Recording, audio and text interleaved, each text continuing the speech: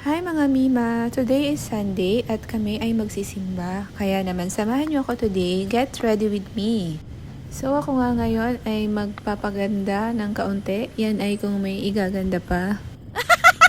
Para naman maging presentable tayo paglabas ng bahay. Hindi talaga ako marunong mag-makeup. Kaya hindi ko alam kung tama ba itong mga pinaggagawa ko. So una nga guys, naglagay muna ako ng primer. Next naman ay maglalagay ako nitong sunscreen. Ang gamit ko nga pala ay ang tinted sunscreen from Bello. Madali lang siyang i-blend. Lightweight lang siya and color adapting na din tong sunscreen na to. So kahit na tinted siya, ay mag-blend pa rin siya sa kung anumang color ng skin mo. SPF 50 na nga pala ito. So it will protect our skin from the harmful effects of UV rays. So ngayon naman naglalagay ako ng concealer para naman maitago ng konti ang ating mga eye bags.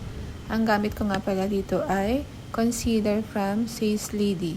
Hindi na nga pala ako naglalagay ng foundation since tinted na yung gamit kong sunscreen. Baka masyado na kasing pumuti ang mukha ko, magmukha na akong espasol. Hindi naman bagay sa kulay ng katawan ko. Ilalagay ko na lang guys ang mga link ng product na ginamit ko sa comment section. Baka gusto nyo din, tingnan nyo na lang.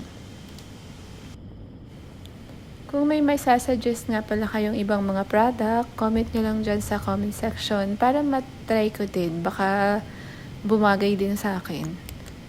Mag-comment kayo guys kung tama ba itong mga pinagagawa ko sa mukha ko. Turuan nyo ako mag-makeup. And then guys, thank you for watching. Bye!